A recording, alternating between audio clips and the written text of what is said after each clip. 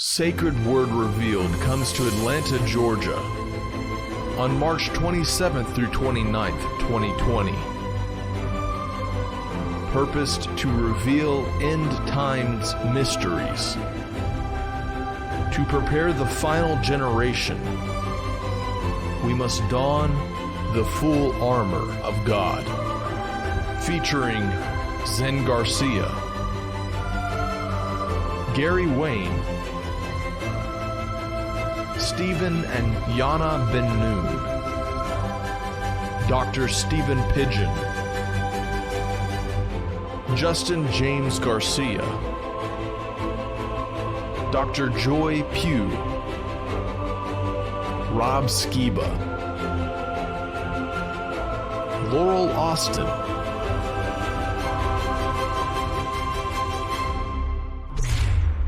buy your tickets now at sacredwordrevealed.com. Every day, questions arise. Are the stories in the Bible true? What if I told you that there are hundreds of confirming witnesses, which give intricate detail to the stories in the Bible? Have you ever found yourself deep in the rabbit hole with questions that no one seemed to have the answers to?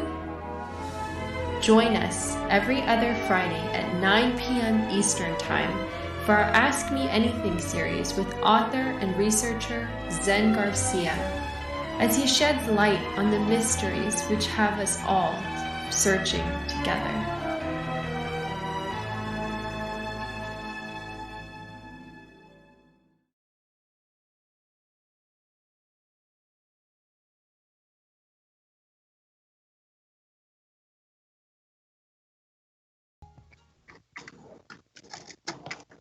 Heaven is like a roof to the material world, and will serve as the floor of the new world. It is by nature shining and glorious, and is the dwelling place of the invisible hosts. Welcome, friends. I'm your host, Zen Garcia. This is Secrets Revealed here on Truth Frequency Radio, and I thank all of you for taking the time to join us in live broadcast.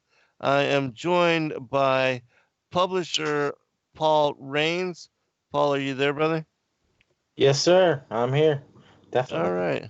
Excellent. Hey, I appreciate you taking the time to join us this evening. I saw that you are do, similar to what we do in republishing a lot of lost and forgotten and forbidden material. And so I was intrigued by the selection of books that you do have available. And so can you tell people of what you do, your website, contact information, and where they can go to support your work? Yes. I started collecting books based on of course Biblical Cosmology, Flat Earth Cosmology. I'm gonna kind of go into how I started it. I started with actually with studying Orlando Ferguson. I was really interested in his square world map, and I had really wanted to find his book, The Square World. And so I started studying real deep into old newspapers and world catalogs and all over the internet, really, just to where I could find it. And finally, I managed to find the institution that had the only copy of it left in the world. So I contacted them, and needless to say, they released it to me. And from that point on, I decided that I could probably do that for all the old Flat Earth books. So I started collecting all of them. I actually went into old newspapers and in the back of other materials and found old advertisements for them, all kinds of stuff, man. And to where, I mean, I'm still doing lots of research. I think I've accumulated over 500 plus books on zetetic cosmology from old zetetics of the mid 1800s through the mid 1900s. And like for instance, William Carpenter, he wrote. Most people are familiar with his 100 proofs the Earth is not a globe. Right. Well, he also wrote like 30 other books, proving that the Earth is a stationary plane. And not just him, but John Hampton, he actually wrote about 30 books as well. Lady Blount, she wrote a lot of books. Albert Smith, Samuel Robotham, many of them. And most of the books, they've been lost in history and just they're at like they're scattered all over the world at different museums, libraries, universities, buried in either boxes or in vaults, under glass. And some of them are so rare and brittle. And I've had to contact all these universities and libraries and everything just to get them to handle them and to scan them for me. And I've had to pay quite a lot to get them to do it. Um, each book. So it's been a long process, but needless to say, I've acquired a lot of books, and so I opened up a Facebook group called Flat Earth Books, and I released some of the digital copies on there for free. But I also try to reprint the books. If anyone wants the reprints, then I opened up a web page, Facebook page for that called Flat Earth Books as well, and also I um so anyway, most of them are written before the 1923, so most of them are available to reprint. Some of them aren't, as I'm not allowed to give out, obviously, because I had to sign disclosures and stuff because they're still under copyright. So some of them I'm not allowed to give out, but most of them I am, if they're if they come out before Older. 1923. Yeah, yeah. That is amazing, brother. I applaud you in your work and your efforts. I think that what you are doing is so valuable and it will be prized by later generations in a manner that we all just are really not going to be able to comprehend right now because the as far as disclosure with regard to this particular truth, there's still yet so few that have um, begun to really investigate it with open mind, and most of the world is unable to overcome their indoctrination and what they think they know already with regard to truth, to even entertain the possibilities of what we are talking about. And yet it's so very easy to confirm that there's no curvature. That curvature is completely non-existent, and so no matter what you think about the shape of the Earth, it certainly can't be spherical. And then with regard to the properties and dynamic of water, water cannot adhere to a ball, and nor can it assume a curved form. It will always gather together in pool until it settles in horizontal level. And so, again, with regard to truth, it's easy to determine that what we have been taught of cosmology and of the dynamics of the so-called solar system are absolutely fabricated. And we have to reconsider an entire paradigm shift on all that we thought we knew with regard to this discussion. And yet so few even begin that journey. And so I want to ask you about yourself and how you came to this truth, and also similarly, how you came to truth on a lot of other issues and what was the catalyst for you. And so, if you would, I mean, like for myself, 9/11 was the big thing, that led me into examining the New World Order and government sponsored terror, and then, the all the aspects of the New World Order and conspiracy and all that. And so, can you kind of tell us about your journey and your awakening? Oh, definitely. Well, for one, I was raised in church. Of course, I'm a I'm right here in North Carolina, so I'm right kind of smack dab in the Bible Belt of North Carolina of the United States. So I was raised in church, strict church actually, very strict.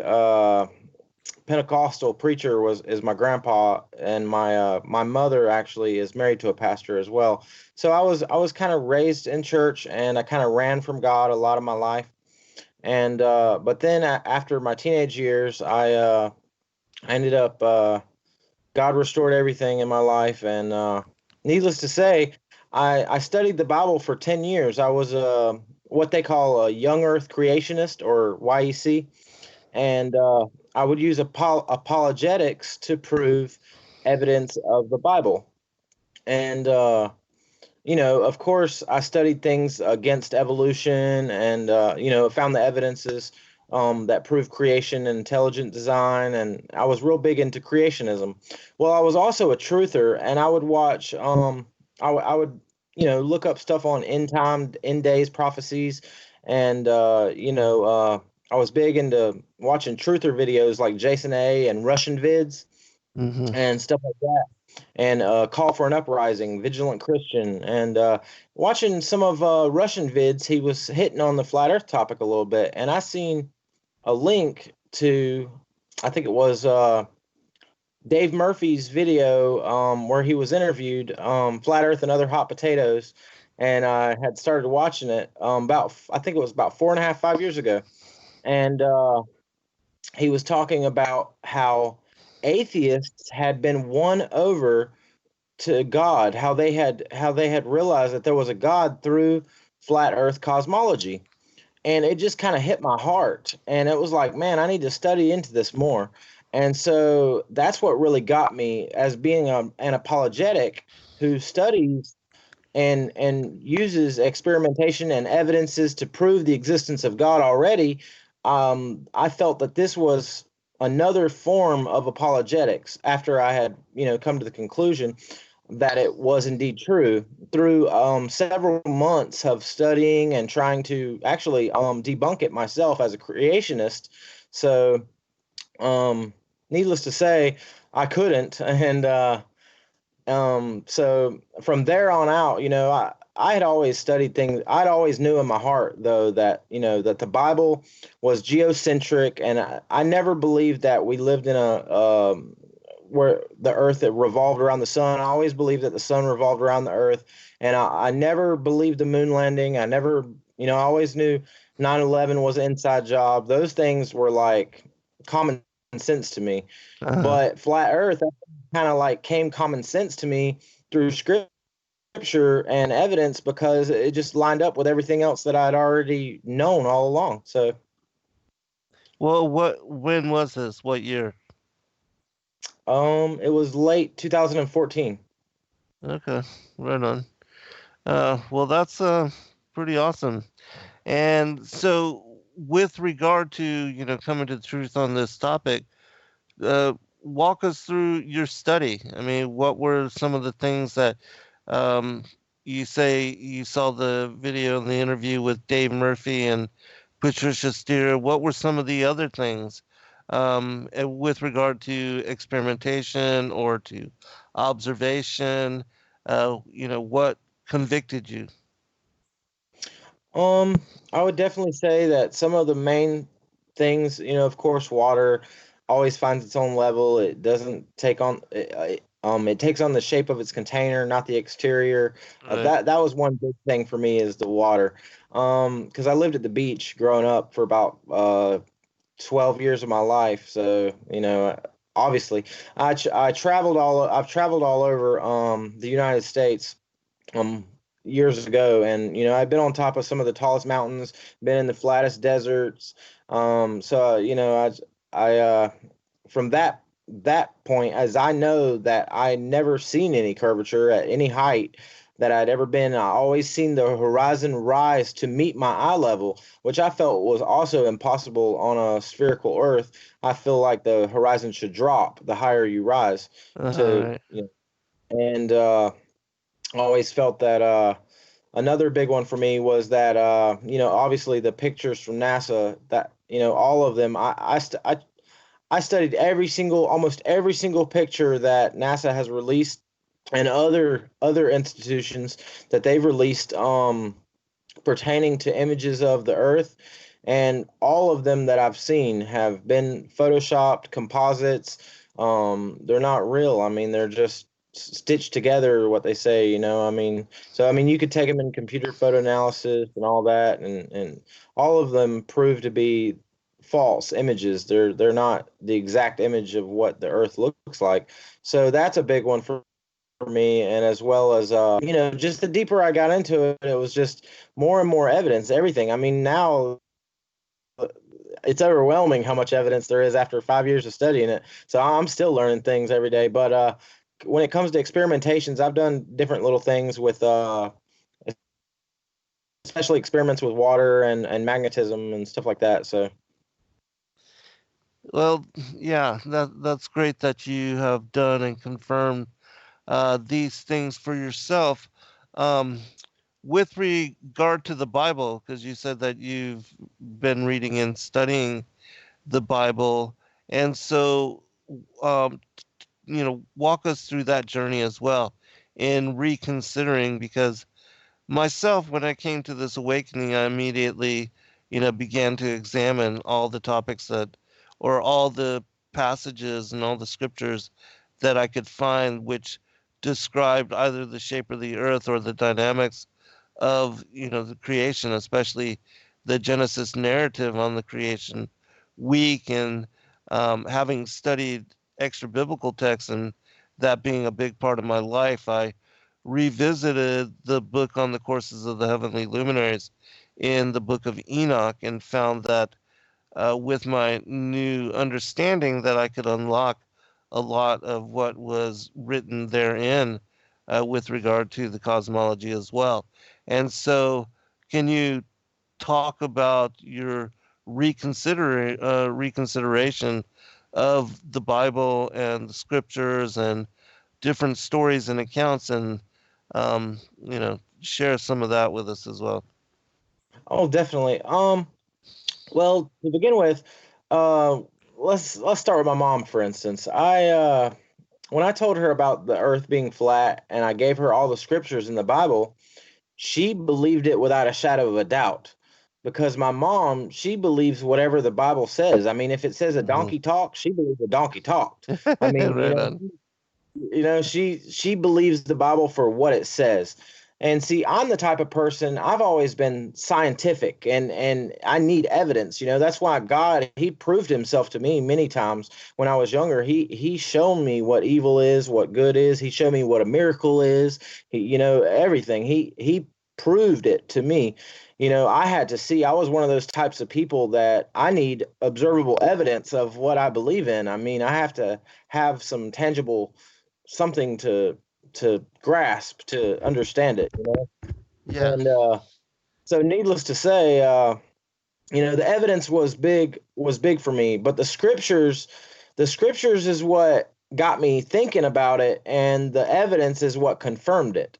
So in that being said, there's so many evidences in the Bible. There's not one spot in the Bible that um talks about a globe. I mean, all ancient cosmologies believed in a flat earth, but I would say that it's because that, like you said, through the book of Enoch was the first Bible. I mean, it was before the Torah. It's Right. what the founding um you know Yeah, the descendants patriarch. that came from Adam and Eve read. Right. I mean, it Hmm. was the first book, and so it depicts what they believed back then, and how what they had seen and known. And see, I believe that it is not just because that's how they saw the earth, which that makes sense as well, but I believe that it was through divine revelation. And so I believe that most of the other religions and cosmologies, they match that because it stemmed from there, and I believe that they branched off of that belief, and I believe that that came after the angels had fallen and had laid with man, and the the languages had and their religions had branched off. So I believe that a lot of those old, cosmology gods would be like fallen angels. They were the Right. the fallen angels of those civilizations.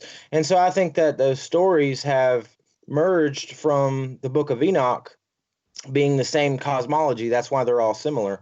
And so not only that, like I said, they all match what we observe. So I mean, even if it wasn't divinely inspired, they see what we see. There is no they believed exactly what we see. I mean, so, and going into what you were talking about the um apocrypha books and Hmm. the extra books of the Bible, lost books. I wrote a book, published it, called the Illustrated Flat Earth Concordance, and I've read over. It's on Amazon, and I read over almost 200 lost books of the Bible and apocrypha books, and found scriptures for all of them, and for different topics that relate to flat Earth cosmology. So I know definitely what you're talking about when it comes to talking about the firmament and the seven heavens and the seven layers of the firmament or whatever, and the waters above the and the waters beneath the great deep, and the Right. all the things, all those topics, they're all spread out through all the lost books of the Bible. So they all confirm exactly that the Bible, and they did not believe in a spherical earth or heliocentrism. They believed in geocentric, stationary, flat earth. Yes. And so I think that's real key important there, and I think that all those lost books definitely back that up. And I was really admired by your I think I was studying one of your books that you had written about Irish, what was it? Irish medieval Hmm. apocrypha, I think it was. Yeah, the ever new tongue. Yeah, Rob and I Yeah. were talking about that last night. Yeah. Yeah, it was pretty cool. I'd read that one. That one's a really good breakdown of that, of the cosmologies and stuff, and what they were talking about the firmament and everything. So Yeah, that one's pretty amazing. We're 5 minutes out from break, and so I want to, when we return, if you don't mind, can you share with us some of those passages from the different apocryphal texts? Um, oh, definitely. yeah, that would be great. I would really appreciate that. I do want to answer a question in the chat room from Bam with regard to the atmosphere. Um, and the atmosphere does extend to the interior of the Earth.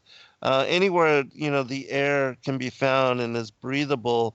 And we know that the Earth is porous and that there is a hollow Earth entrance at the North Pole that leads to what is described in the Bible as the bottomless pit, also called the abysmal chasm by many explorers. It's also called Havelgamer in the Celtic Norse mythology, and which means the navel of the world. And so it's my belief that, and as I show in my work, that the books like the Inventio Fortunata describe this watery spout which sucks in the world's oceans. Um, and then every 6 hours, it will then expel the world's oceans.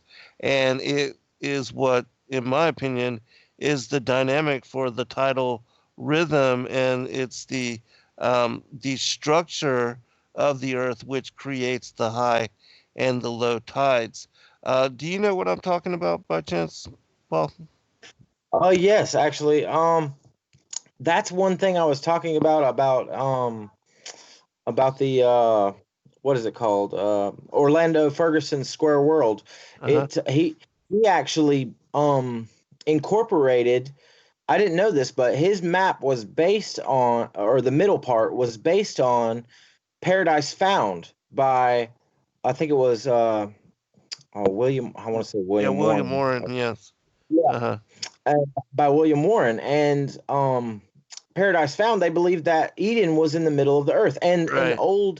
Apocrypha books and lost books of the Bible, it talks about Eden and paradise. It used to be in the center of the earth, and it talks about Right. the four rivers that ran out of the center of the earth. And also, I think some believe that there was a mountain there as well. Some in Yes, ancient Rufus cultures, Negra. yeah, or Mount Meru, or Right. in other cultures, yeah, or Mount Zion in the Bible, I think it's Mhm. called. So, Right. Yeah, and Mount Olympus and Greek mhm, mythology, the Mount of the Congregation. Yeah, yeah. most excellent. Well, yeah, and for people that would like to know more, the third book of the Flat Earth trilogy that I wrote is called Paradise, the Sides of the North, and the Mount of the Congregation. And in that book, I go into great detail on all of the topics that we are discussing here, as well that in the very last chapter, I released the Ever New Tongue, which is this ancient Irish apocryphal text that is specific to the cosmology and elaborates in great detail on what Moshe reveals in Genesis with the creation and the account of the establishment of the heavens and the earth. And so, a fascinating text. If you have any trouble finding it online, certainly you can go there to that book and get a full account of it. But yeah, we'll be right back, everybody, for second portion.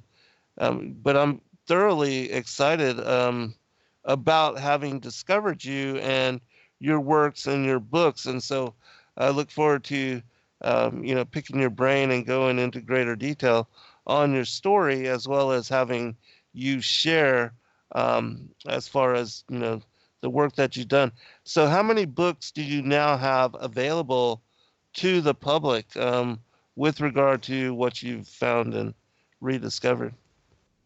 I would say I have about 25 reprinted books available, and about and some of them actually are more than one book, because I compile most of the books into each author's book. So let's Uh-huh. say you wanted William Carpenter's 100 Proofs to Earth on a Globe. Well, for instance, I compile about, I think it's about 20 other books into that one book. So it's about 700 pages long. I mean, it's Wow. about as many pages as I can put into one book. Uh-huh. So, and I compile all those books into one book.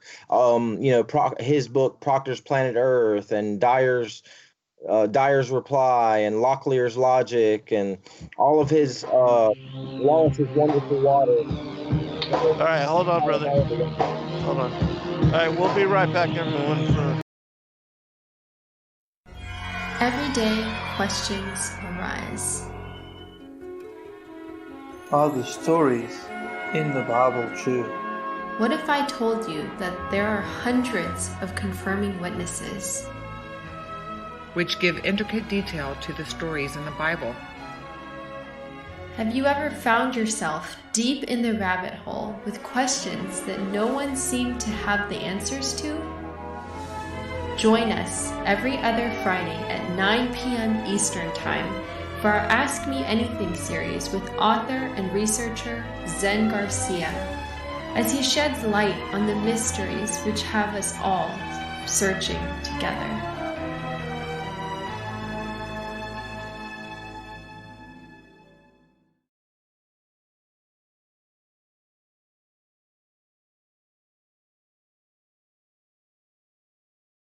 Sacred Word Revealed comes to Atlanta, Georgia on March 27th through 29th, 2020.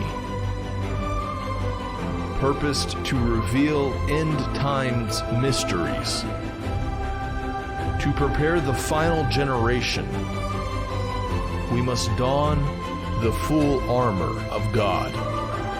Featuring Zen Garcia, Gary Wayne, Stephen and Yana Ben Noon, Dr. Stephen Pidgeon, Justin James Garcia,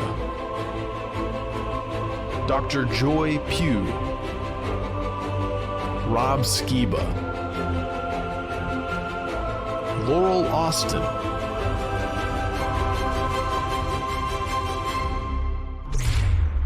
buy your tickets now at sacredwordrevealed.com.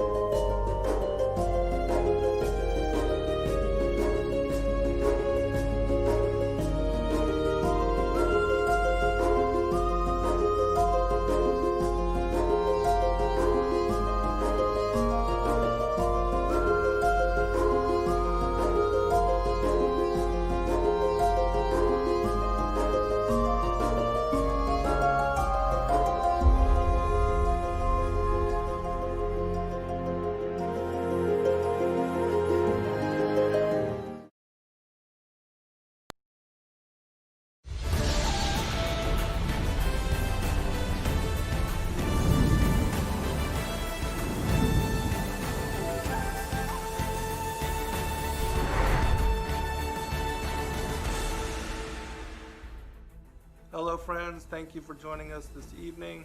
I'm your host, Zen Garcia.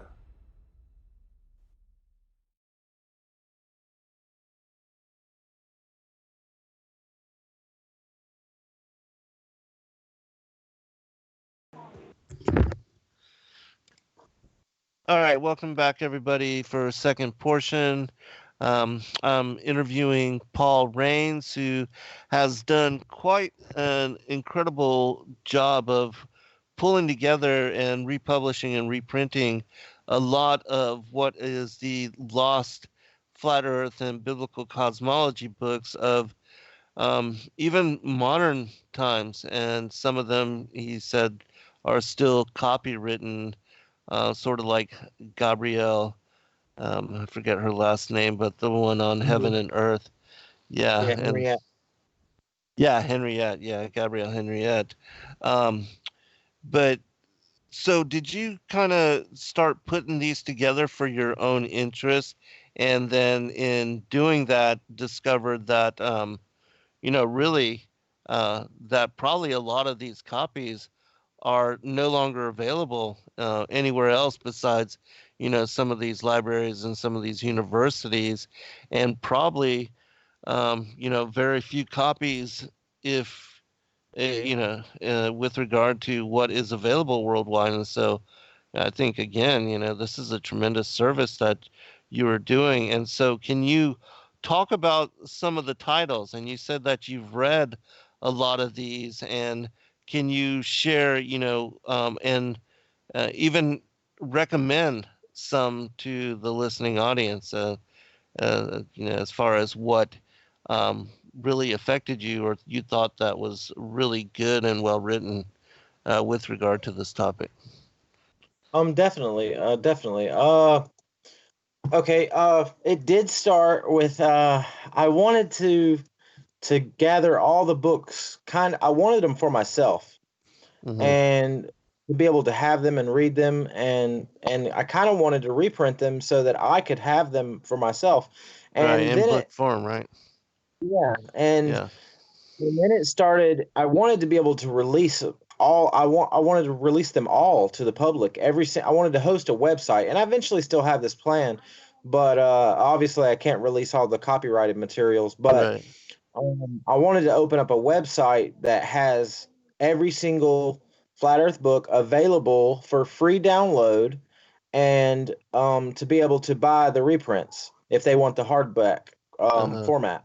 So I wanted a way to do that. And see, I don't only get their biblical cosmology books by the Zetetics. If it's an author that wrote flat Earth material, I will also get their other books as well. So, like, okay, for instance, Samuel Robotham, he wrote Zetetic cosmology, but he Mhm. also wrote Zetetic philosophy. He wrote the medical handbook. He wrote Phosphorus and the Wonders of Free Phosphorus. And so I have all those books as well. Several other authors, they wrote several other books as well, like Lady Blount. She wrote a lot of books on magnetism and being a curative agent and different things. She wrote stuff on favored races and different Zetetics. They had different beliefs, Uh-huh. but they all came together. They all came together to work together for Zetetic cosmology. I thought that was so amazing that they could work. Unlike a lot of the community today, it's kind of like what I first seen when I first came on the scene. Everyone was working together, Right. and that's how it used to be in the Yeah. Zetetic organization. They all work together despite their differences, Right. and so, but many of them did agree on some things, and outside of biblical cosmology, and like for instance, a lot of the members of the Zetetic Society were Adventists, and like Albert Smith, Lady Blount, but some of them were not. Like I can't Bullinger. He was a dispensationalist, and needless to say, they have lots of good books. Here, I'll go through some of the titles from some of them, and let me see here. I can bring it up. Okay, so I'll go through some of the authors. All right, so uh, man, there's so many books. All right, like for instance, I'll just go to some of the main ones, like Albert Smith. Okay, he wrote. There was a magazine that was published, a monthly magazine that come out in the late 1800s and early 1900s called The Earth Not a Globe Review, and it had about I think 20 something issues, and it featured many of the popular Zetetics of that day. And some of their articles that were inside of that monthly pamphlet were actually parts of their own books. And Uh-huh. so they had a inside of their own books. So I went and got those original books, some of them. And for instance, okay, here's some of Albert Smith's books. Here's a list of some of his books. He wrote, of course, The Coming Man, Is the Earth Flat or Round? He wrote The Midnight Sun, Our Father's House, Spoiled Christians, Star Motions versus Earth's shape, Studies in Revelations, The Sun Standing Still, The Sundial. Let's see, thoughts on Bible cosmology, and he wrote. Of course, he wrote this. I think it was the Sea Earth Globe and its hypothetical motions, and Mhm. he wrote Zetetic Astronomy with Lady Blount, as well as many articles inside of the Earth Review magazine. So that's just from Albert Smith, and you know, through studying all this, I also I, I had to prove some of their death dates, and I had to become a member of Ancestry.com, for instance, like Gerald Hickson, who wrote Kings Dethroned. Right. Okay, um, I knew he'd come out with a sequel called The Universe as It Is, Yeah. and it took a lot of work for me to get his other books, because they wouldn't release them to me because they didn't know his death date. They couldn't prove it. So I had to dig through medical records and long databases of family history for on Gerald Hickson until I found his death certificates and his residence and censuses of where he lived and where he traveled, everything on him, and I had to prove it to the different libraries in order to prove that he had been dead over 70 years, so that they would release his materials to me. And so, needless to say, they gave me his. Well, they didn't give it to me, but they they sold me after they of course they were able to scan all of those books, and so they sent them to me, The Universe as It Is, and The Winds That Blow, I think it is, and his other book, what was it called?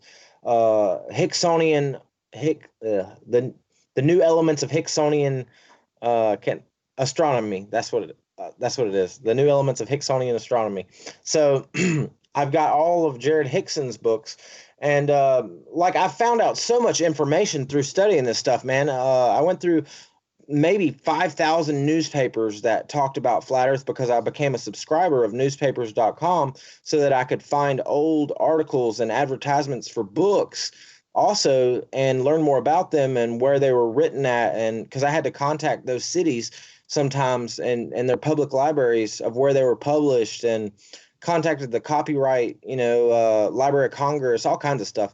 And so I found so much interesting stuff, man. I found for Jared Hickson, for instance, most people don't know this, that even though they've read King's Dethroned, they don't know that he was arrested for being a vigilante. Basically, he was a detective and he was trying to stop Jack the Ripper, and Wow. they ended up arresting him because he didn't have a license. And so they arrested him for not having a license to do detective work on Jack the Ripper. And so I thought that was pretty interesting. That He is also fascinating. he also put up a giant billboard in New York when he came to New York, a giant billboard calling out pseudoscientists to prove that stars were as far away as that they claim that they are, Right. and nobody could stand up to his challenges, of course. So they ended up putting his book King's Dethroned inside what they call the crazy science files at MIT, so that they still can't explain. But there's a couple in there, like Solar Fictions by A. Freeman is in there as well. But the British Library, if most people want to find a place where they can go and read a lot of the materials, like in person, the real books, most of them, the biggest collection is housed at two places. And I would say at the British Library, they have some of the most books, obviously, because the Zetetic Society was mainly focused in Britain of the time.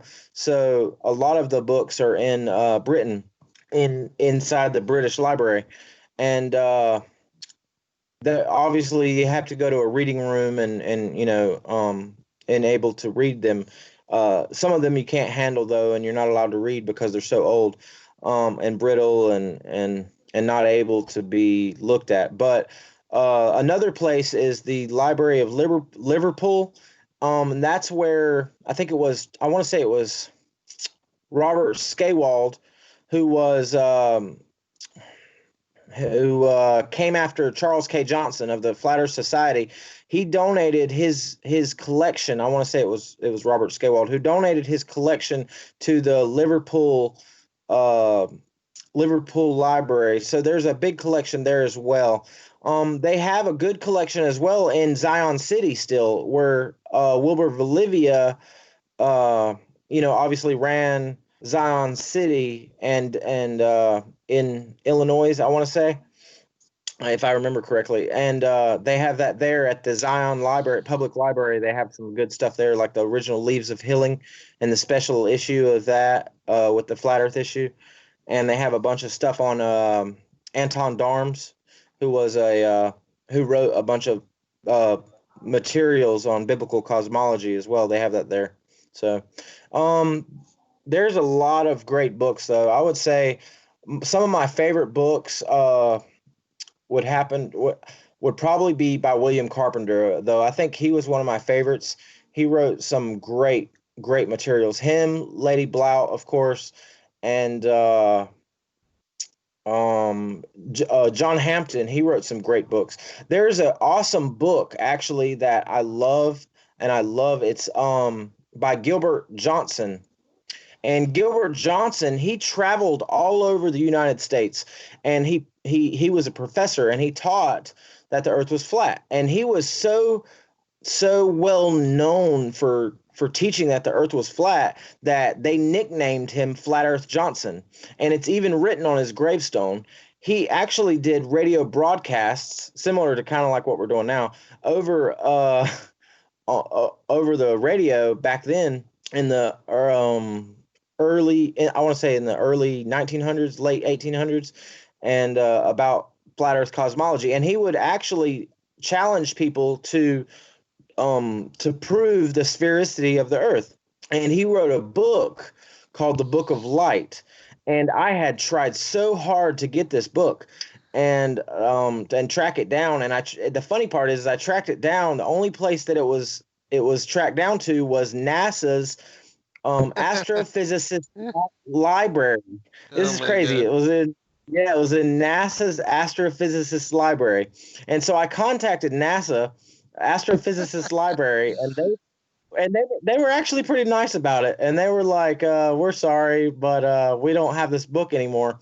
We donated it to the Library of Congress, but you can contact them. So I contacted the Library of Congress, and needless to say, they gave me a runaround for a while, actually, for about 6 months. And finally they released it to me, the book. And they actually screwed up, and they gave me the first edition, and they actually had 3 editions. And the first edition was only 8 pages.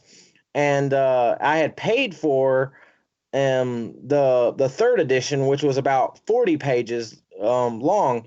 And so, which was about $100 it cost, because the Library of Congress is very expensive to get materials digitized from them. So I was kind of mad about it, and I kept writing them back, and I called them, and finally they were like, we're sorry. And finally they released the third one to me free of charge after they done messed up the first one. So in the long run, I ended up getting the first edition and the third edition, and which are actually 2 different books. So it was kind of cool that I got the first edition and the third edition of Gilbert Johnson's Book of Light. And that's one of my favorite books there. It is really good. And some of the books I've actually gotten Google to release. I've wrote Google as well, and I've got them to release several books. I got them to release Henry Gowdy's book, The Earth is Not a Globe, Scientifically Proven, with over 75 illustrations. You can type that in on Google, and it'll pop right up now in Google Books to read for free. I got them to release that, and I got them to release John Abazad's The Enlightenment of the World, the third edition, which is amazing. It is an amazing book, and it has Orrin F. Hill in it, who was a popular zetetic of Boston back in the day. There was a lot of zetetics back in Boston that lived in the early 1900s, and it's got some of Orrin F. Hill's material in there as well. And you could find that on Google. And there's another book I got Google to release. I think it was R.G.S. Collimore's book, A Layman's Message. I got them to release that book as well for free and put that on Google. And I talked to Google actually about releasing several of the other books. They said they were interested in that. Maybe they'd try to track down some of them for me and release them for free. So I'm hoping that they might release some more. But I've gotten other places to release some other books as well. I got Duke University to release, Lady Blount's Our Enclosed World. You can find her book now on archives.org, Our Enclosed World. And that is a great book. Our Enclosed World, it was a monthly pamphlet, kind of like the Earth Review magazine, and it was compiled all together into a giant book. So that is an amazing book as well. Let's see. There's so many authors. I'm just going to go through some of the authors of the time. There was Amos Perry, Alexander Gleason, Alexander Dowie, Alexander McKinney's, Anton Darms, Author V. White, Orrin F. Hill, B. Charles Braw, Balaam's Ass, uh, let's see, Charles Aristotle Bodemer. I could not get his books. I've tried everywhere to get his books, but they're no longer in history. I even contacted the Library of Congress, and they have card catalog, like copyright, where they were copyrighted, but they no longer exist in history anywhere that I've seen. I've even wrote to try to find the publishing company of where his books were, but I did find his map, and I got the Library of Congress to release his map, and it's one of the most amazing maps I've ever seen of the flat Earth cosmology. It's got it's very detailed, and it has moon phases on it, and the sun's elliptical, what do you call that? That like the analemia, Analemia. yeah, that as it's circling the plane, and it's such an amazing map of its day. Hey, So there's a that beeping coming from your. let me It see. just stopped. I think it's. Hold on.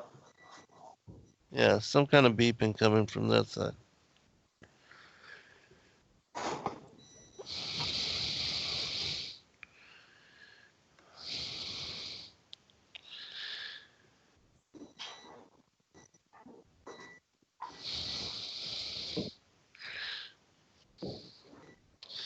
Well, as I said earlier, I don't know if you can hear me, but I'm definitely well impressed by your efforts, and man, we thank you on behalf of the community. What you're doing is really amazing.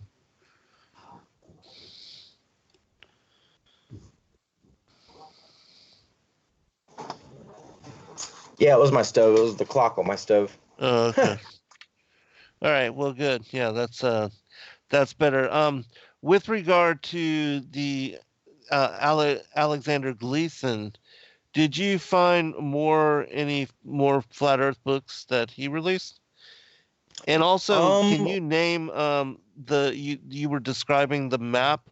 Can you tell what that person's name is and what that map is again? Yes, yes. Okay, the map first. It is his name was Charles Aristotle Bodemer, and the map is called the Bodemer map. Hold on, if I could look it up. Yeah, it's called the Bodemer map of the Earth, and it is amazing map. You might be able to find it under Charles A. Bodemer, the Bodemer map. And you can find that on the Library of Congress website. And you can also find that on my page, Flat Earth Books page. I released a picture of it on there as well. The Alexander and I sell a poster of it as well that people can order. So I've started reprinting the posters in high detail so that they could get them with the books, so they can get them at the same time, kind of like how the old books used to come with the fold-out maps. So they could get, I mean, I couldn't really print the books with the fold-out maps, but I can send the poster with the map, with the book, so that they can get both of them together if they include a map. So I thought that was pretty cool. Say where it is that people can go to order this map again. They can go to my page on Flat Earth Books on Facebook, and find it. Mm-hmm. Or they can go on. Let's see. They should be able to type it in. Bodemer map of the world. Let me see. Bodemer map. Flat Earth map.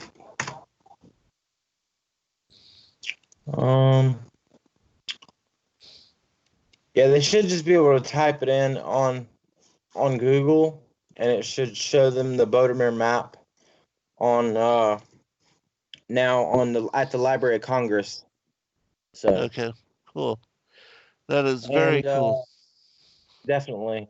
And they have going into Alexander Gleason. Now, Alexander Gleason only wrote 2 books. He wrote Is the Bible from Heaven and Is the Earth a Globe? But that his first edition was Is the Bible from Heaven, and his second edition was Is the Earth a Globe? And then his third edition was a compilation of both of those books. Together. Now, he Okay. also, yeah, and then he also wrote he made a time chart patent through the patent department. I think it was like a time chart he made that he put a patent on. And he wrote, actually, in the special edition Leaves of Healing, Wilbur Valivia and Alexander Gleason was friends, and he wrote a small article in there with a little diagram, and it's called The Midnight Polar Sun. And he wrote that as well inside that article inside of the special edition of the Leaves of Healing. And So the flat Bolivia, Earth. he's the one that had the $5,000 challenge to anybody that could prove the Earth was a globe. Is that correct? Yes, he did. Wow, this is all fascinating stuff, brother. You are quite a historian, having gone back and examined and looked through all this. I mean, just the fact that you're able to rattle off all these names and connect them to the books that they've released, and that you've also gathered not only the Zedic cosmology materials, but all of this other information. That's quite a fascinating journey. Yeah, I think that, what you went through is a book in and of itself, and that you should, put it down to paper, just talking about how you gathered all this material. I think people would be truly interested in reading about that. And, of course, all as resource, being able to read and look into all the different resources and materials that you've gathered as well. Definitely. Oh, you're not the only one that's told me that, actually. I've had a couple people after I told them, they were like, "My goodness." Right, right. Definitely, there's been a lot of books that have been lost to history, though. That's the sad part, and I wish I could find them. I'm Some of them actually have came through, and I've managed to find them over time. Some of the ones that I thought were lost. So I hope that a lot of them that I think is still lost is able to be found as well. I Right. think that they're out there somewhere. I've managed to contact a lot of people, like the lady at the that runs the Fogel Museum on Fogel Island, the Flat Earth Museum, Uh-huh. and she's willing to trade with me, and give me a bunch of stuff that I don't have. I showed her my list, and she was amazed. She was highly Awesome. amazed. All right, hold on, brother. We'll be right back for the second hour.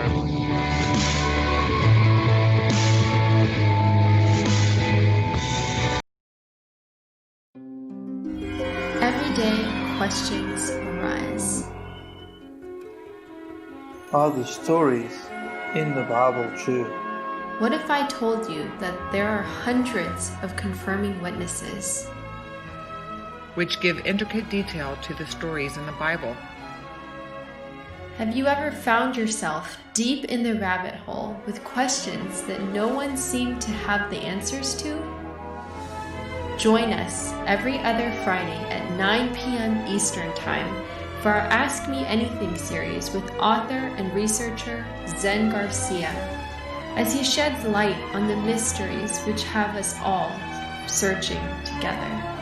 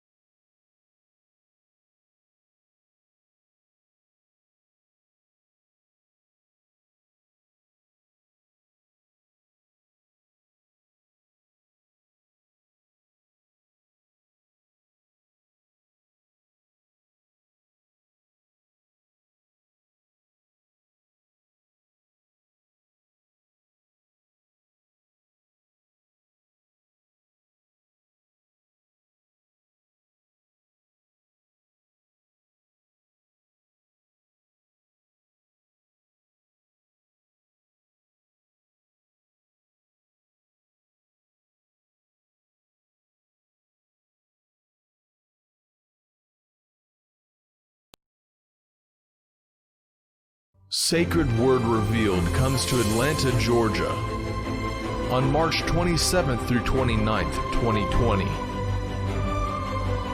Purposed to reveal end times mysteries, to prepare the final generation, we must don the full armor of God. Featuring Zen Garcia, Gary Wayne, Stephen and Yana Ben Noon, Dr. Stephen Pigeon, Justin James Garcia, Dr. Joy Pugh, Rob Skiba, Laurel Austin,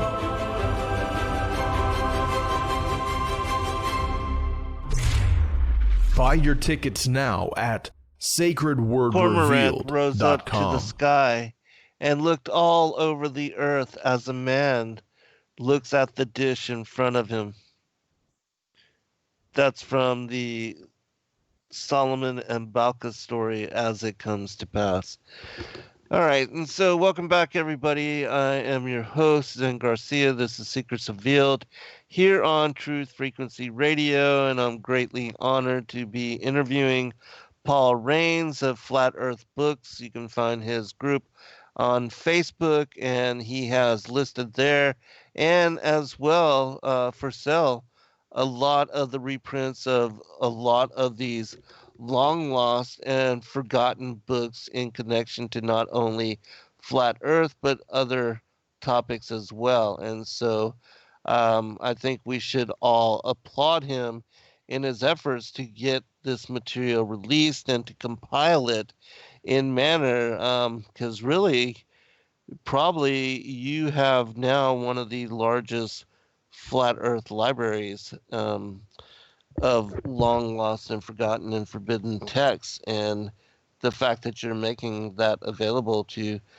people to examine, to read, and to because I discovered you when somebody had made mention on one of our shows about the book that Gerard Hickson wrote, the follow-up to Kings Dethroned, and could not find it anywhere, and then discovered you and that you had a copy available of it. And so can you tell us a little bit about that book as well? Because I know that, some of our listening audience is certainly intrigued and will be very happy to know that they can reach out to you to get a copy of it. And so have you read it, and what's it about? And because I know a lot of people are very blown away by King's Throne and the effort that Gerard Hickson placed in that book. Well, I have read it. Actually, I've read a lot of the books that I have. Most of them, well, some of them I've skim read it over, most of them, Yeah. most all of them. But of course, there's so material. many. Exactly, it's a lot of material. But some of my favorites I've definitely read over. Now, The Universe as It Is, I would say don't give your hopes up. It's a very short book, and actually it's kind of a mockery of the globe's what do you call it? The creation of the globe, and how they claim that it came to be, and how it formed, and how it's basically it's his interpretation of basically that right there, and it's kind of like a mockery of their own story. And so he doesn't even really go into any detail of anything in that book, in that particular book. But in my book that I reprinted, I put all of his books into one book. So it comes with King's Throne first edition. It comes with The Universe as It Is, which is part 2. It also comes with The Winds That Blow and The Elements of New Hicksonian Astronomy. Okay, now I want to go into a little bit of detail about Jared Hickson. See, I originally thought that he was just a geocentric believer. I didn't think that he was a flat Earth believer or a zetetic. And so, needless to say, after reading The Universe as It Is, it kind of, I was like, well, maybe he was just a geocentric believer. But on the cover of The Universe as It Is, it has a flat Earth map. So it kind of eluded me. I was like, well, I don't know. But then I got his book, The Velocity of Light in Question, and he also he pretty much debunks Falcott in there, and in With his the pendulum. yeah, and in Elements of New Hicksonian Astronomy, which is amazing book. It's very short, but I'm gonna go over the new element of Hicksonians. It's called, okay, this is what it says. It says number 3. So obviously there was more, and I've already looked for them. I couldn't find them, but this says number 3, the Hicksonian Society's Journal, The Elements of New Hicksonian Astronomy by Jared Hickson. And number 1, it's a list. The first page is a list, and it says number 1, the Earth is at the center of the visible universe. Number 2, the Earth stands still. Number 3, the surface of the sea is level. Number 4, the surface of the Earth upon which we live in, for all practical purposes, a circular plane surrounded by an impenetrable barrier of ice known as the Antarctic Circle, and having what has hereunto been known as the North Pole at the center of the plane.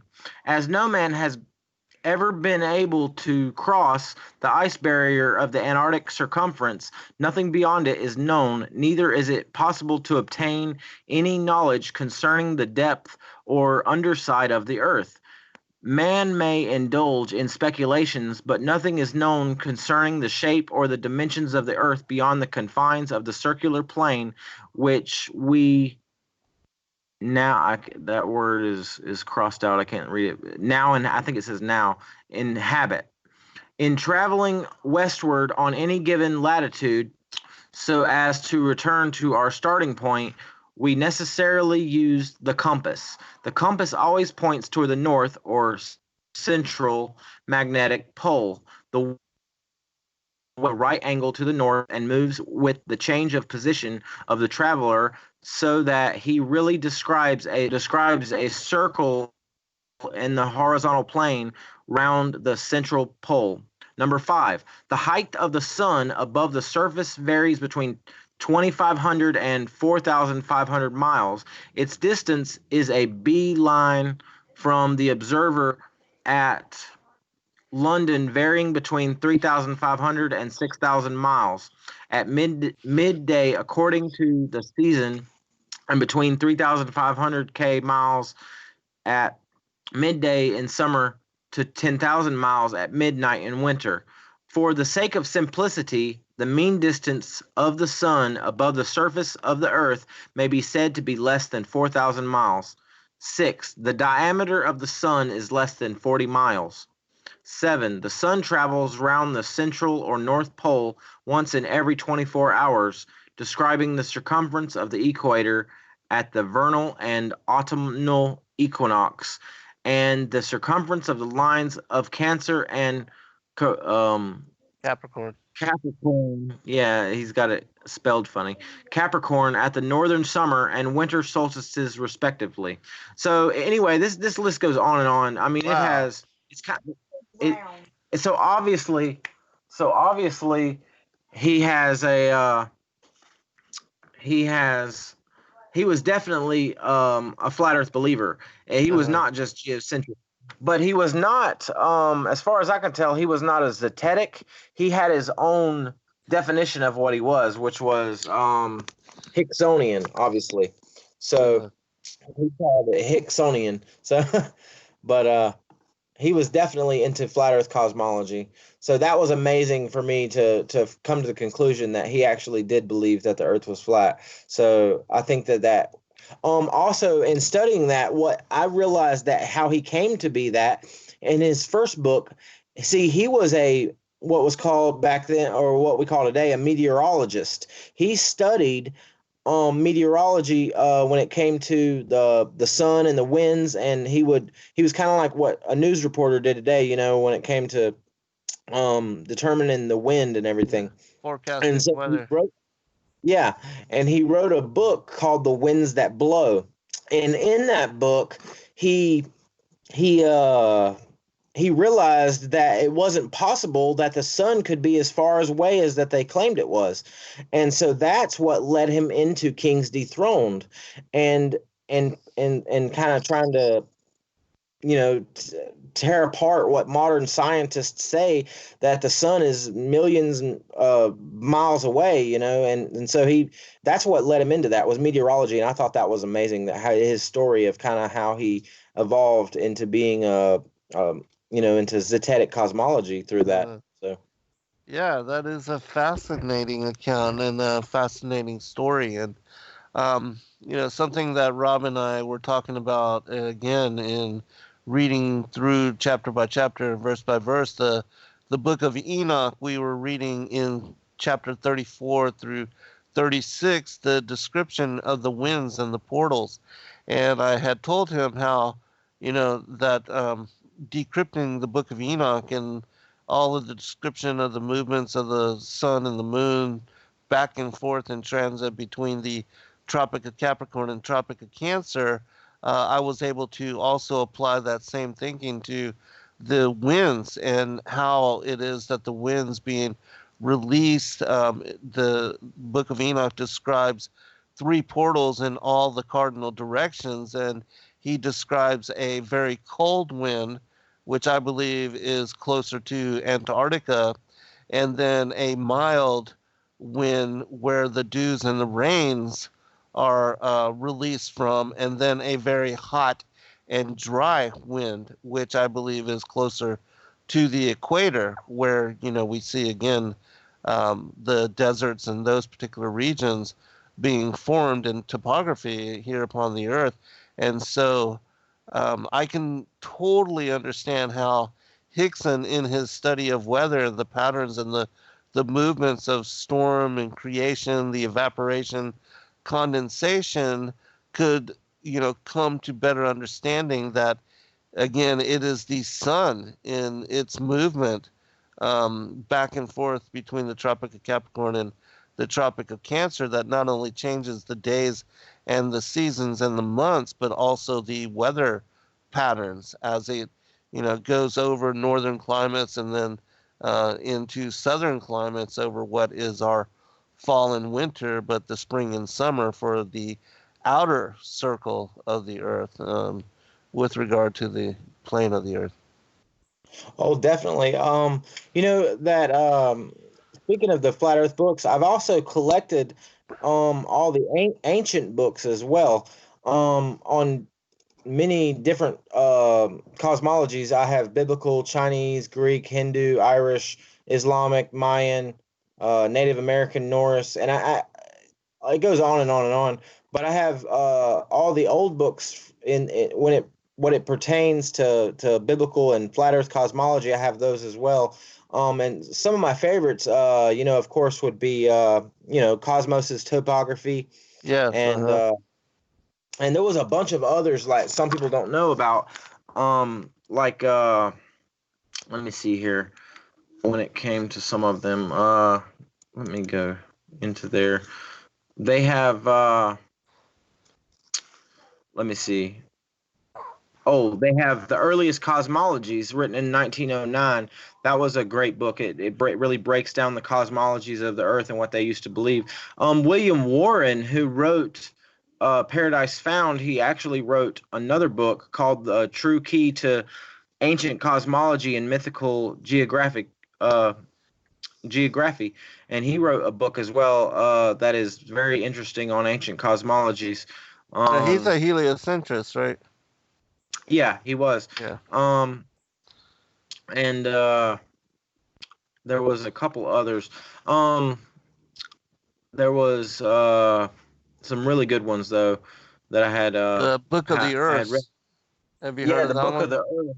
Yeah, that's a good one as well. Yeah, that's a good one. There's a bunch of old ones, a bunch of old books though. I have so many of them. When it comes to biblical. And when we're talking, what you were talking about the Book of Enoch, actually, there's 4 books of Enoch, and they all talk about the firmament and the 7 heavens and traveling up into the the seven heavens and talking about what the firmament is made of, Right. and what's the different levels of it, and what it governs, and the celestial bodies, and how they move, and their order. So I really found those interesting. So Well, yeah, I am certainly interested in those as well.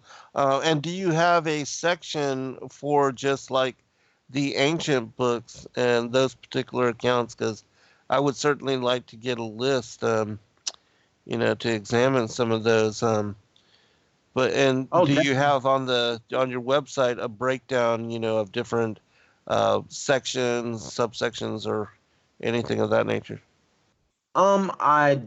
I have not yet put a biblical, what do they call those? A bibliography together. I Yeah, have of the Zetetic books. I have managed to do that, to compile that, the Zetetic book collection. I have managed to compile a giant list of that, and it has, like I said, it has almost over 500 books.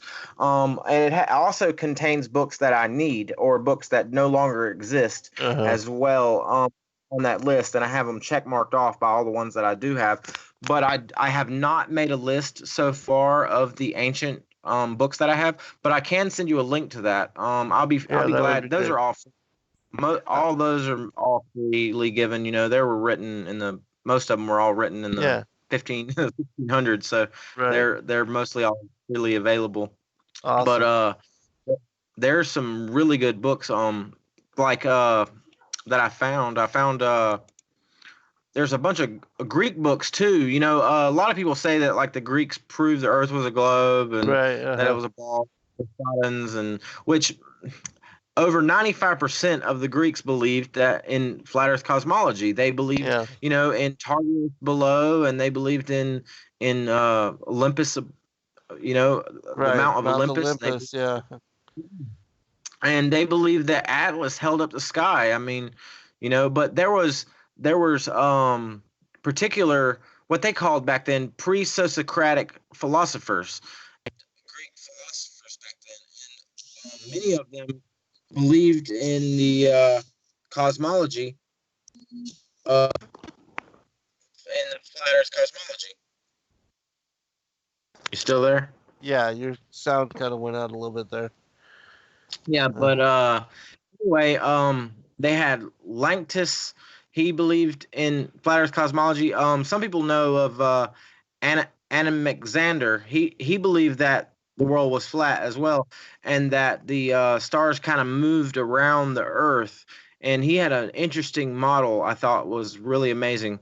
Um, there was a bunch of them. There was there's a book written in Latin that's a flat Earth book called Contra's Antipods. It was written in 1496. I need to get it to find a, a translator to translate that one.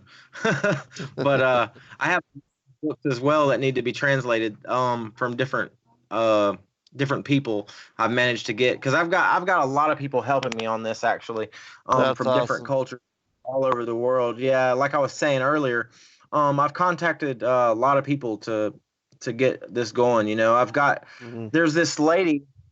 She has a book called Flat Earth Papers by William Carpenter, and it's the only copy in existence.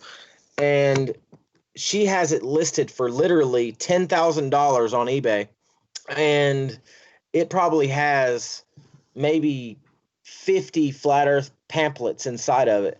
And some of them I don't even have, that they're so rare that they're lost. And I've contacted her. She's supposed to be letting me um get a digital copy of it eventually when she Uh-huh. decides to digitize it. But definitely worth getting that one. That is an amazing, beautiful book, and it's well preserved. I mean, and she's done a well job of keeping it preserved as well. Awesome. There's different books like that. They're spread out all over the world, and through this, I've actually started my own collection of old books. Um I have the second. There's only two copies in existence left that I know of of Joseph Cooper's The Earth is Flat After All, written in 1909. And I have one of the only copies in the world of the actual book on hardback. And the other copy is in a museum, actually, and which is a little bit more better quality of mine than mine's a little bit more torn and old. But Wow, that's theirs is amazing, insane. brother. Yeah, I have a couple more actually. I have what else do I have? I have a signed book by Anton Darms, The Abundant Gospel.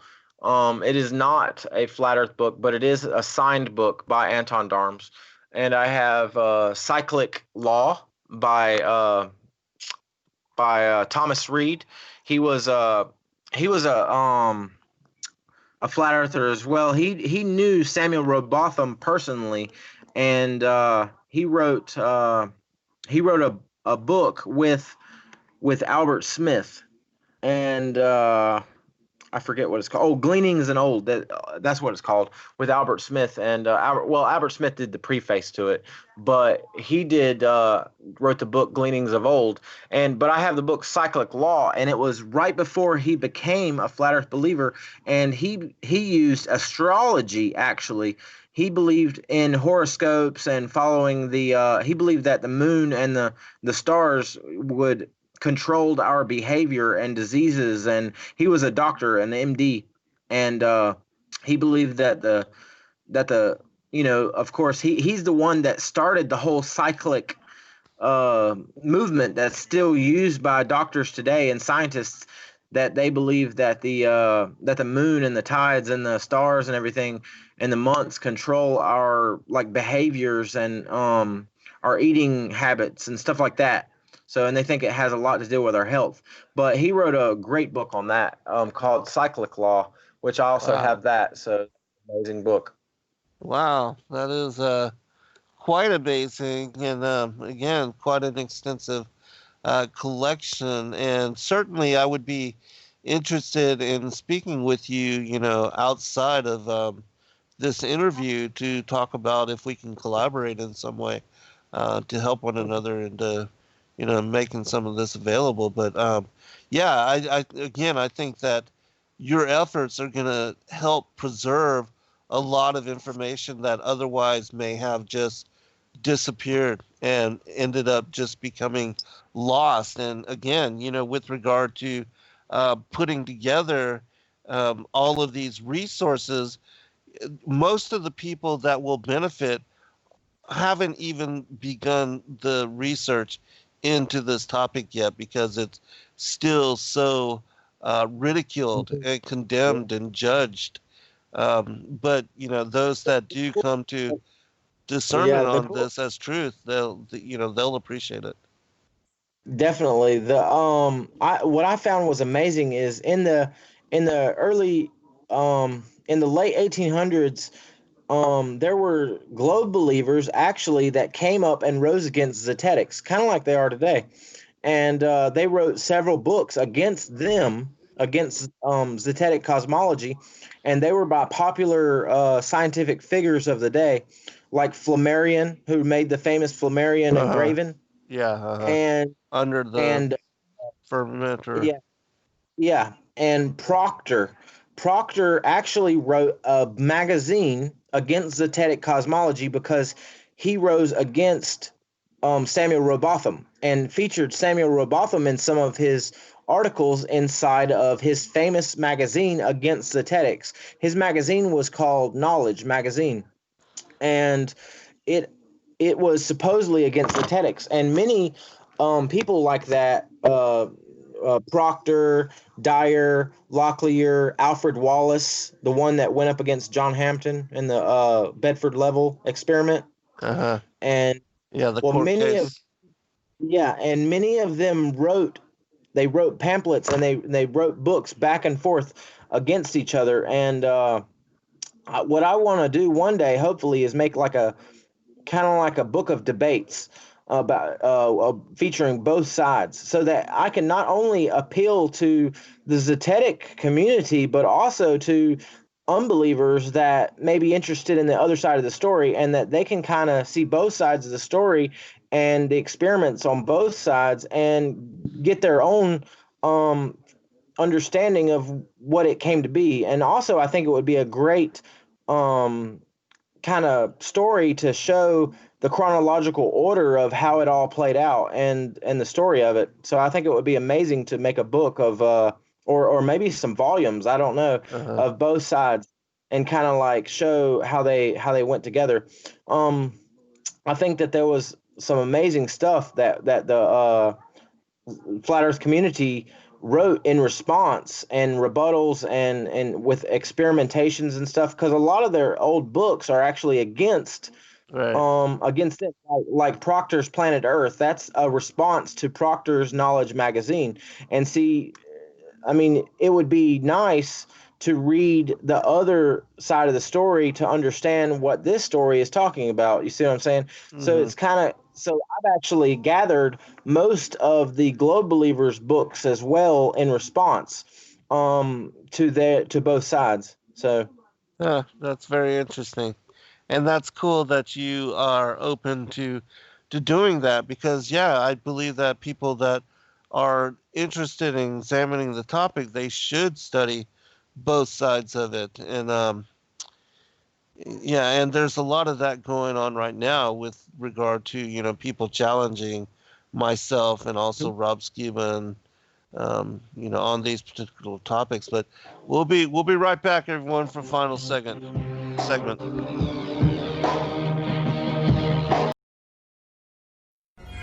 Every day, questions arise. Are the stories in the Bible true? What if I told you that there are hundreds of confirming witnesses? which give intricate detail to the stories in the Bible.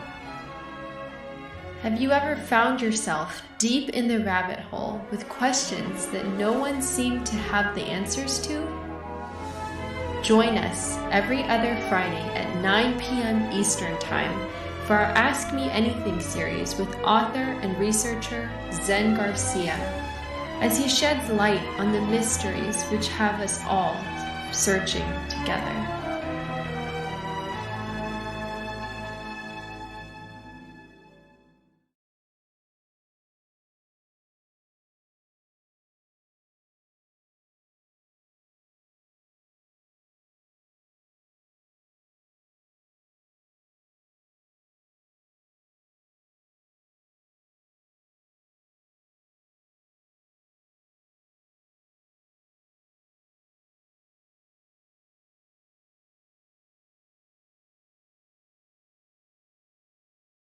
Sacred Word Revealed comes to Atlanta, Georgia on March 27th through 29th, 2020. Purposed to reveal end times mysteries, to prepare the final generation, we must don the full armor of God. Featuring Zen Garcia, Gary Wayne, Stephen and Yana Ben Noon, Dr. Stephen Pidgeon, Justin James Garcia, Dr. Joy Pugh, Rob Skiba, Laurel Austin,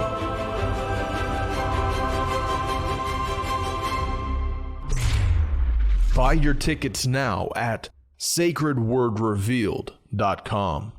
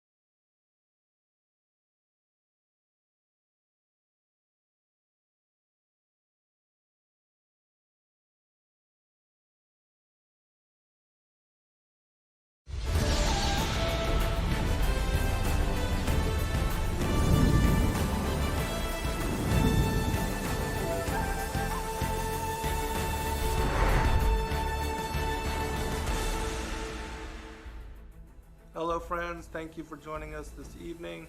I'm your host, Zen Garcia.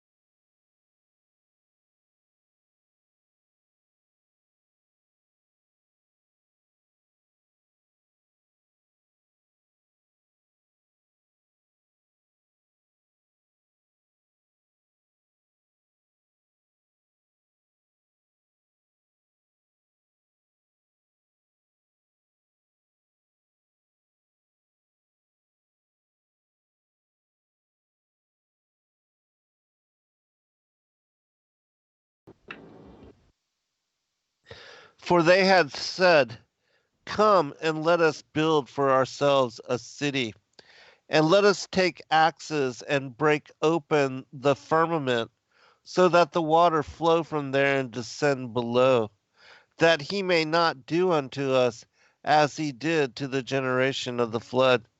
And let us wage war with those in heaven, and establish ourselves there as gods. The Chronicles of Jeremiah, chapter 30.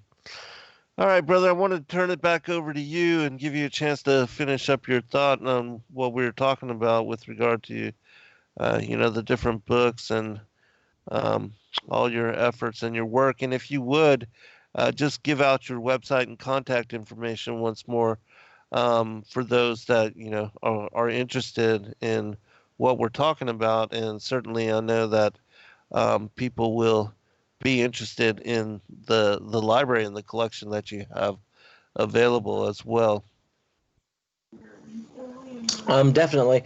Well, going back to what you were talking about collaborating, actually that I've been trying to find someone to help out a little bit. Actually, I just this obviously isn't my full-time job. I have a full-time job, and this is kind of my secondary hobby and slash, what I do on my spare time. So I don't have a lot of time, especially with researching and writing all these different places and collecting the books. It's really hard for me to get around to printing the books and to compiling them into and I try to put the original covers as well onto the front of the cover of the book and everything. And it's just the printing company I have is really small and American based, and I'm trying to branch it out to a better printing company so that shipping would be a little bit cheaper on people that live outside of the United States, Hmm. and possibly to a better book printing company with a little bit better quality uh, uh, imagery, because the I don't sit around and type. I don't have the time to type out all these books, obviously. Yeah, So I do yeah, page for page scans of the exact books scans that I get, and I print them, or I don't print them, but I put them together in a PDF and to where they can be printed into a book. And so they're page for page scans, and sometimes they're a little hard to read on the with the right. book company I get. I mean, you can read them, but they're just I need more time. I need more assistance with people that are willing to come together and help, uh, brighten the images and, compile them together for me and put them together. And it would be nice to get some other people on board. If anyone's willing to do that, that would be amazing. I have they can, they can find, I have a flash drive. Actually, I sell a complete flash drive with over 500 Zetetic books on it. I sell it for $50. You can find it on eBay under the largest flat Earth collection, or the ultimate flat Earth collection.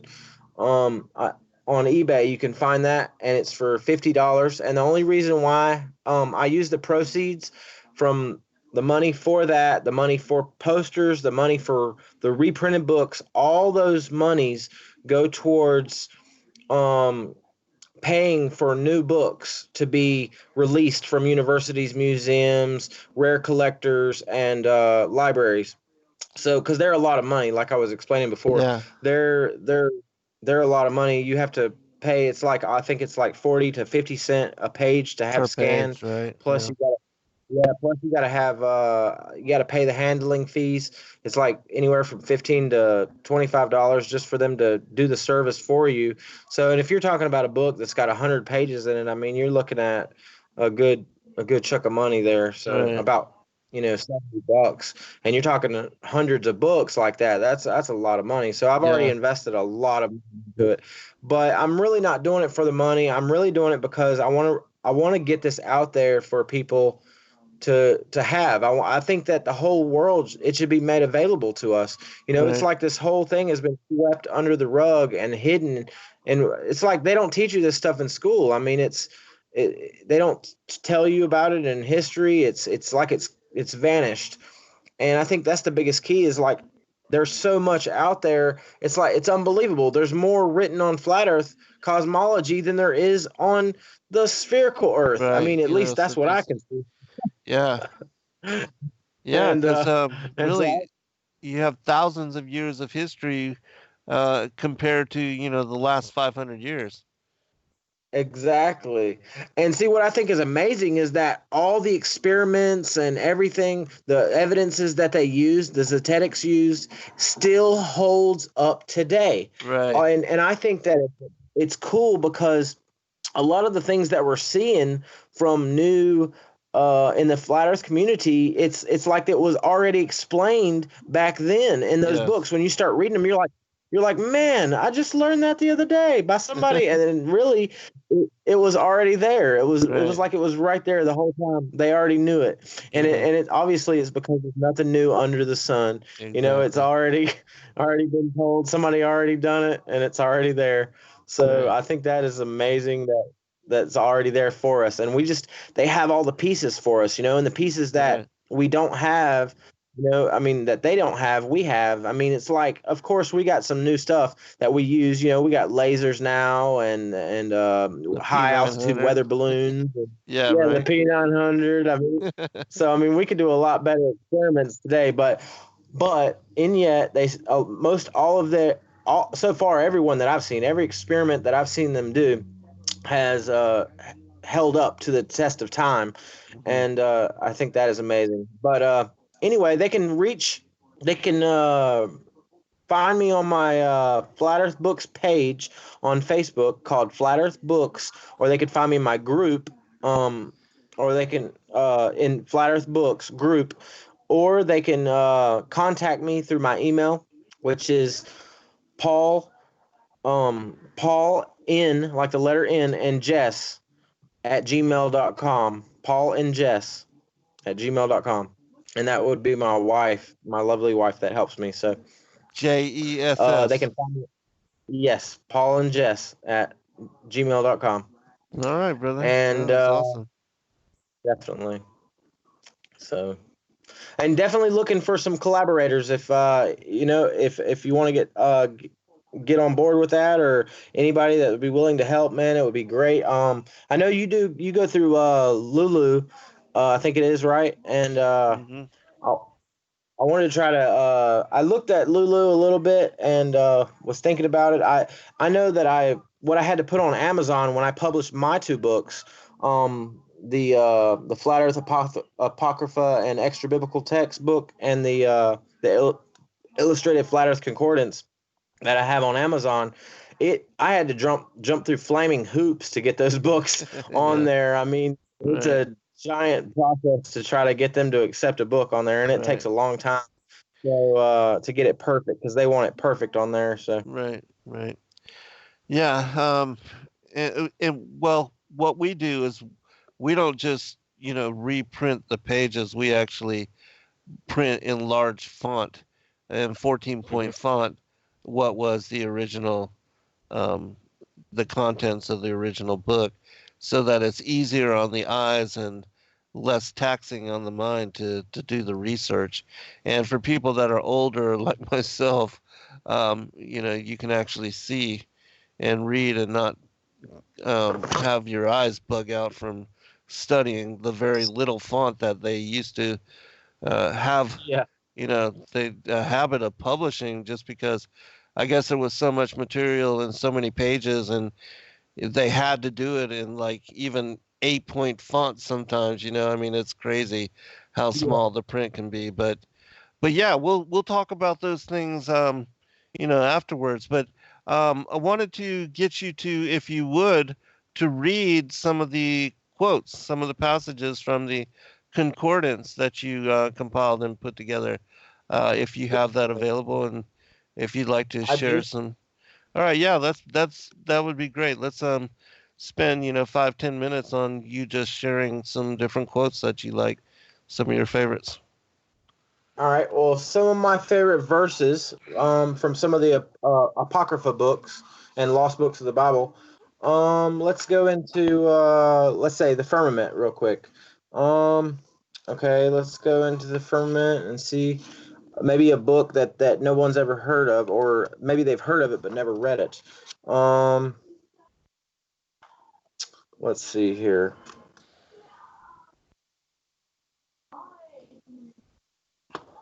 Okay. How about let's go with all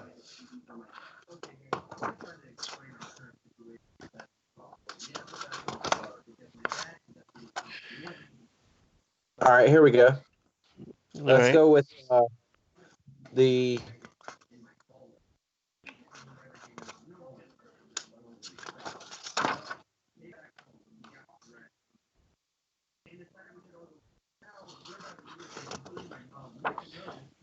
While all you're right. looking for the quote, I'm going to answer a question really quickly from the chat room. Anthony Dixon asked me what I think about the complete Jewish Bible, and I do think that the complete Jewish Bible is really interesting, in that the description of the firmament is cited as being a dome, and similar to Amos 9:6, where the translation in the King James is troop. It actually is translated in I think it's the ESV, as being the vaulted dome of the earth. And so you find that translation in a lot of these ancient accounts, where the firmament is described as a solid bowl like structure that encompasses the circle of the earth and that divides the waters above from the waters below. But go ahead, brother. Okay. Um, here's one right here. Okay. This is the from the Ascension of Isaiah, and it's chapter 7, verses 8 through 14, and it says, "And the Father of the one who is greater you will also see, because for this purpose I was sent from the seventh heaven, that I might make all this clear to you. And we went up into the firmament, I and he, and there I saw Samael and his hosts, and there was a great struggle in it, and the words of Satan, and they were envying one another, and as above, so also on earth. For the likeness of what is in the firmament is here on earth. And I said to the angel, what is this envying? And he said to me, so it has been ever since this world existed until now, that this struggle will last until the one comes whom you are to see, and he will destroy him. And after this he took me up above the firmament.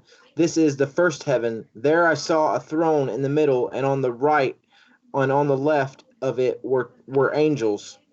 Okay, and that was a verse from the Ascension of Isaiah, about the firmament. Now, there's Mhm. several others. I have actually a giant list on verses about the firmament, Uh-huh. and I think this is cool. From the third book of Enoch, it's very short. From the third book of Enoch, chapter 5, verse 11, it says, "The highest of the high heavens, the abode of thy glorious name, and thy high, and the high and the exalted throne in Abaroth Raka, in the highest." So they called the highest level, or the seventh heaven, the Abaroth, or Right. of the Raka, and the seven heavens together of the firmament they called the Raka, of course. Right. And Yeah, you see that anyway, same cosmology described in the second book of Enoch. It's Aravath, but yeah, when they yeah, describe the ten heavens. But yeah. yeah, the ten heavens, exactly. And anyway, here's some about the waters above, and I thought this was amazing. Here's one. It says,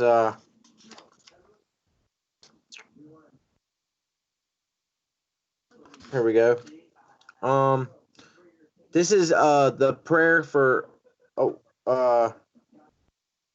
yeah, the prayer for Azra, and I'm pretty sure this is an actual apocrypha book, and it says, yeah, it's in the King James, and it says, "Oh, all ye waters that be above the heaven, bless ye the Lord, praise and exalt him above all forever." Um, okay, and I'm gonna go into another topic. I got some other ones that's really cool. Yeah, Uh, sure. Any Waters topic. below. Let's see. There's one right here that's amazing when it talks about the seal, Earth being made like a seal under, in Yeah, the Job when it clay. talks about, yeah, Right. like clay under the seal. Well, there's a verse that goes along with that in the Testament of Moses, or some people call it the Assumption of Moses. In the Testament of Moses in chapter 12, it says that the lights of the heaven, the foundations of the earth, have been made and approved by God and are under the signet ring of his right hand. So Mhm. that goes to confirm that the signet ring is the same thing as like a seal or a stamp Right. of being pressed into the clay. Mhm. So that goes with that. Uh, Very cool. yeah, I thought that was very interesting. Uh, let's see, the ends, corners. Oh, here's one about the corners. This is from the third Enoch, the third book of Enoch, chapter 12, verse 4. It says, "For it is splendor went forth in the four quarters of the Abaroth Raka, and in through the seven heavens, and in the four corners of the world, and he put it in my hand." So that's talking about the four corners of the earth and the four corners of the apparently of the firmament as well. Uh-huh. And here's some about the pillars of the earth. Or no, this is pillars of heaven. I'm sorry. Okay, so they have the pillars of the heavens. They had one about the pillars of the earth as well that I found interesting. Oh, yeah, okay. This is from the Shepherd of Hermes, which is actually a very amazing, powerful book. I love the Shepherd of Hermes. Yeah, I do Um, too. the Shepherd of Hermes, chapter 4, verse 130, and it says, "And for that you saw her sitting upon a bench, it denotes a strong position, because a bench has 4 feet and stands strongly, and even the world itself is upheld by the four elements." So Hmm. I thought that was. And in Yeah. the third book of Enoch, uh, in chapter 37, verse 2, it says that there are put up pillars of brimstone when it's talking about in the underworld. And I thought that was cool that it was when it was talking about in Sheol, it was said that the pillars are made of brimstone. So I thought that was pretty Hmm. interesting. Yeah, that is interesting. Yeah, very cool, brother. We've got just like 8 minutes remaining, and so I just wanted to give you a chance to share why you think this topic is important, especially for because I believe we're in the end time generation, the fig tree generation, and why you think people should research it with open mind. Yes, I definitely agree that we are in the end times. I think that the prophecies being fulfilled, and like the books have been being opened up, Right. and the knowledge is being revealed to us. And I think that it's like I was saying earlier, man. You know, my whole family, my mother, my mom, my stepdad, who's a pastor, my wife, my children, my brothers, my sisters, they all believe that the Earth is flat. After I've talked to them about it, I mean, they're not as adamant about it as I am, Right. but they accept it. They accept it because it's what the Bible says, Right. and I find that amazing. But like my grandpa and my grandma, they're a little bit harder to persuade. My grandpa, he says that Jesus himself would have to come back and tell himself that when he comes back that the earth is flat. But my grandma, she says that that it doesn't matter. She says it don't matter because when God comes back, he's going to flatten it all anyway and reshape the earth. Right. So, Yeah, that's right. I tell you, I agree to an extent, but like I was explaining earlier, and I tried to explain to her, it does matter. I've Yeah, seen I so agree. many testimonies of so many people that used so many pseudoscience excuses to evade the creator and to live a lifestyle or to whatever means that they could to justify their their reasoning and their logic for what they do or what they believe. And so I think that it's definitely matters because so many people I've seen led to God and Christ even through flat earth cosmology. I think that it is very, very important. So it definitely matters, especially in the last days. I think that it's part of the grand illusion, the that's going on in the world, part of the grand illusion. And I think it has to do with the Antichrist and ushering Yeah, in the new world order. And right. I agree.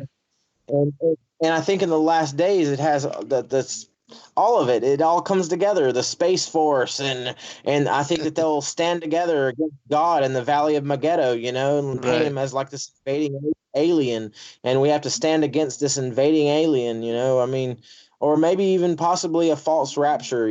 That they'll try to put out before God comes back. And try Right. to say that people are being raptured. I mean, I'm not exactly sure how it'll play out, but I know that it's all coming to be as the scriptures say. I mean, so far most all the prophecies have been fulfilled through the entire Bible except for just quite a few, which is I mean right at the end of where we're at. I mean, we're in the somewhere around the beginning of sorrows and the first trumpet being blown. I mean, we're right there. Right. So Yeah.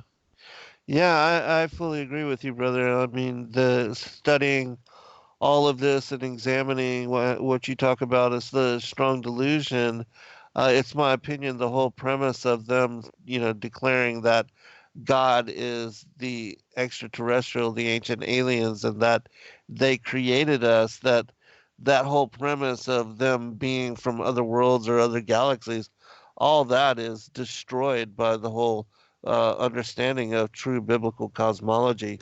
And we know that, the fallen angels are the demons that were cast down and have been banished here, and that they're not from out there, they're from inside the earth where Sheol is located, the domain of Legion, and that's who they truly are. And so, yeah, I think this topic matters in that for especially those that are going to bend the knee to the Antichrist and that accept the mark of the beast, this at that time will be the most critical truth for helping them to understand and not be persuaded in such manner. And so, um, again, I applaud you for your efforts and for doing all that you do. And yeah, we'll talk very soon about how we can help to make and to bring your work into public consideration and to make these books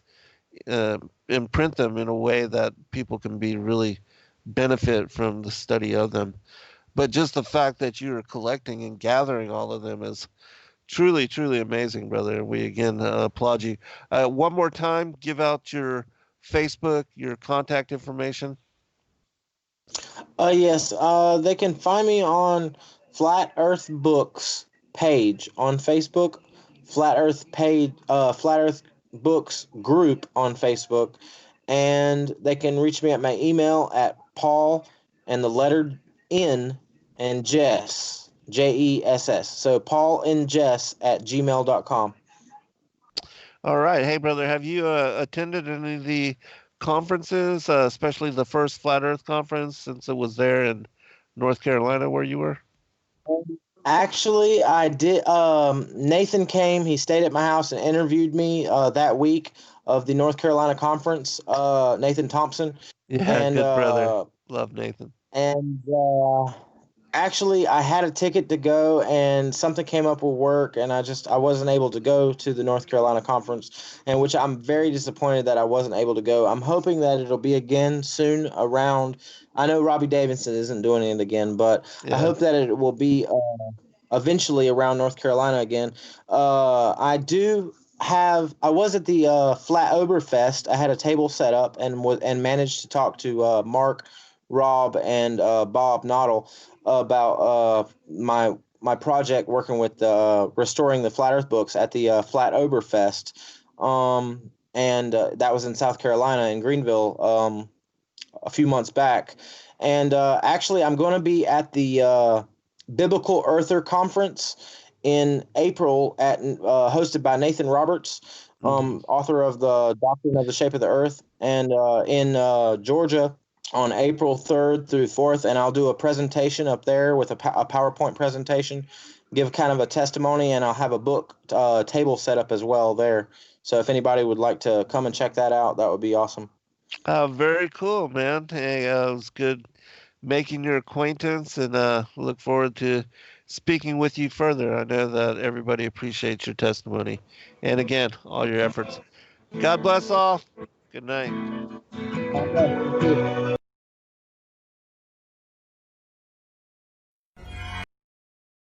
Sacred Word Revealed comes to Atlanta, Georgia on March 27th through 29th, 2020. Purposed to reveal end times mysteries, to prepare the final generation, we must don the full armor of God. Featuring Zen Garcia, Gary Wayne, Stephen and Yana Ben-Nun, Dr. Stephen Pidgeon, Justin James Garcia, Dr. Joy Pugh, Rob Skiba, Laurel Austin,